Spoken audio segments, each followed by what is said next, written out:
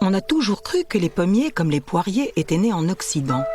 Depuis l'aube des temps, l'homme se serait emparé des espèces primitives sauvages qui peuplaient les grandes forêts d'Europe, les aurait hybridées et cultivées afin d'obtenir les variétés grosses et sucrées que nous connaissons. La découverte toute récente de l'origine de la pomme dans les forêts primaires du Tian Shan au Kazakhstan bouleverse ces certitudes et oblige à reconsidérer l'importance des patrimoines génétiques sauvages et cultivés à la base de notre alimentation. Là-bas, à la limite des neiges éternelles, poussent par des températures extrêmes des forêts de pommiers sauvages datant, selon les scientifiques, de plus de 40 millions d'années. Ces arbres, souvent monumentaux, âgés pour certains de plus de 300 ans, sont tous différents les uns des autres. Et leurs pommes offrent une diversité exceptionnelle de couleurs, de tailles, de parfums et de saveurs, aussi bien astringentes qu'acidulées, mais aussi sucrées, comme celle de la rose, de la groseille ou de la banane. Découverte à la fin du XVIIIe siècle, cette espèce a été nommée Malus sieversii, et elle est à l'origine de toutes nos pommes cultivées.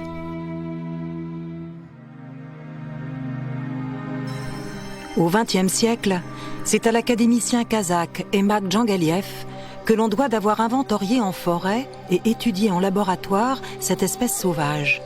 Il a sélectionné 200 parmi les arbres les plus remarquables du Tian Shan pour la qualité de leurs fruits et la résistance aux maladies.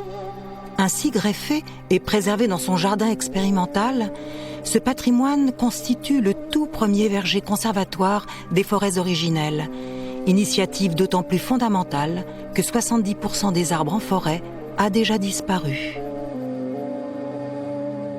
Il faut remonter jusqu'à moins 20 000 ans avant notre ère pour que l'homme et les premiers nomades en Asie centrale ne se soient emparés à leur tour de ce fruit.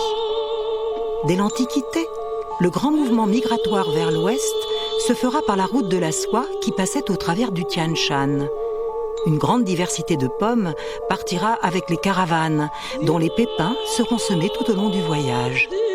Les Romains qui maîtrisaient la greffe implanteront les premiers pommiers cultivés au début de notre ère en Hispanie, en Gaule et en Europe du Nord. Ainsi hybridée par la main de l'homme, qui imposera ses propres sélections pendant près de 2 millénaires, cette espèce, désormais appelée Malus domestica, va déployer une nouvelle diversité, cette fois-ci cultivée. On a recensé plus de 8000 variétés qui ont construit paysages, mais aussi us et coutumes. Les poiriers, dont l'origine précise est encore méconnue, viendraient eux aussi d'un est lointain. Et l'on peut imaginer, de par le nombre de variétés anciennes recensées, qu'ils ont suivi le même type d'évolution. Mais la révolution agricole du XXe siècle va sceller le nouveau destin de la pomme et de la poire.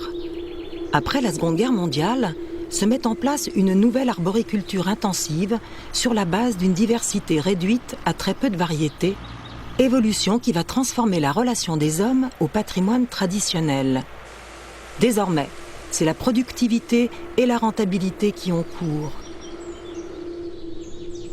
Les vergers haute tige de Normandie-Maine, pommiers et poiriers centenaires à vocation cidricole, vont souffrir de cette mutation où nombre d'arbres et de haies bocagères vont être déracinés. Cette disparition progressive de la diversité génétique est-elle inéluctable ? En 1975, le parc naturel régional Normandie-Maine a été créé avec entre autres pour mission celle de préserver les patrimoines génétiques des pommiers et poiriers traditionnels du territoire. Jérôme Forget s'est installé il y a 20 ans à la ferme de Lionnières à Torchamps. Depuis peu, il s'est associé avec Justine afin de développer sa production de poirets d'Onfront. Moi, je me suis installé en 1995 sur cette exploitation. J'ai hérité de 250 poiriers, de vieux poiriers, centenaires, bicentenaires, tricentenaires, qui m'ont permis de mettre en place ma production de poirées, de jus de poire et de calvados d'Onfronté.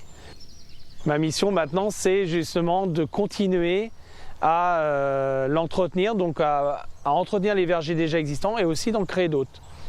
Alors là, on est arrivé à 500 poiriers de plantés. Et l'idée, ce serait d'aller jusqu'aux 1000 arbres sur les 10 années qui vont suivre. En fait, c'est une joie de planter des arbres. Bon, quand on parle de paysan, c'est l'homme du pays. On a un côté aussi créateur, artistique. C'est quelque chose d'artistique à notre manière, quoi. Hein. C'est une question de savoir apprécier un paysage.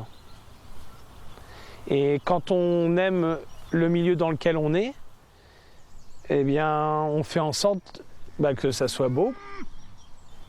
Alors, ce qui permet aussi de se lancer dans cette petite folie de plantation, c'est que le sol n'est quand même pas perdu puisque ça nourrit les animaux, comme faisaient les gens qui étaient là avant.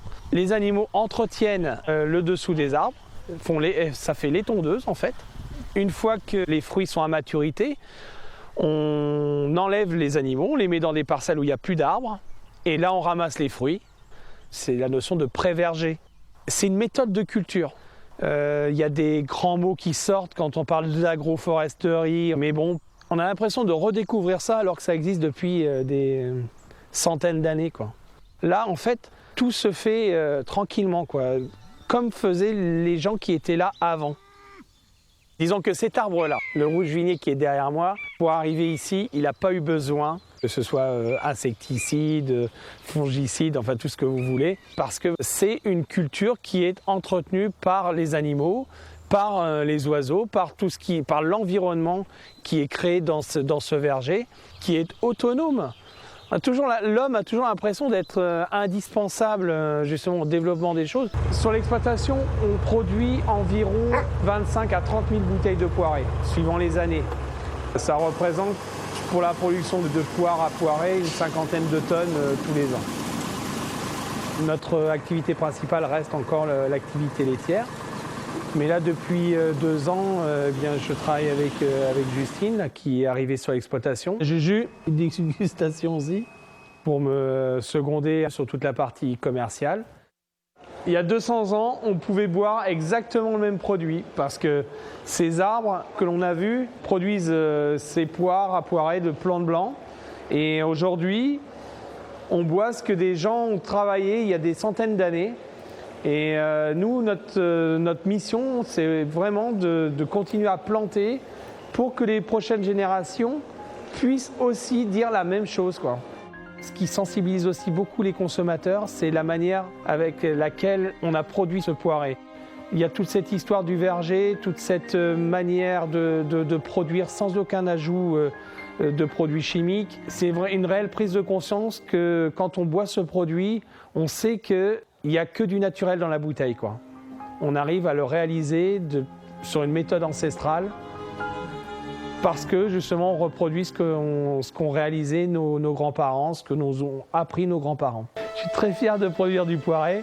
Bon, c'est pas tous les jours facile parce qu'en termes de récolte, c'est vraiment des charges de travail assez lourdes. Mais on va réussir à maintenir notre verger traditionnel dans le Dom-Fronté et de sauvegarder ces arbres qui sont malheureusement souvent maltraités et abattus de manière assez sauvage, on va dire. Dans cette région, les poiréculteurs de Normandie-Maine, à l'image de Jérôme et Frédéric, sont aujourd'hui une quinzaine à produire et à commercialiser du poiré Domfront en appellation d'origine protégée et sont plus de 300 à produire pommes et poires valorisés en produits de qualité. Tout comme les vergers conservatoires du parc Normandie-Maine, c'est donc à la stricte protection des forêts originelles et à la volonté, responsabilité et vigilance des hommes dans les terroirs que repose désormais la perpétuation de ces patrimoines uniques, tant en diversité variétale qu'en saveur et en résistance aux maladies. Ils ont façonné la beauté et la santé des paysages et nourri pendant des siècles des générations entières.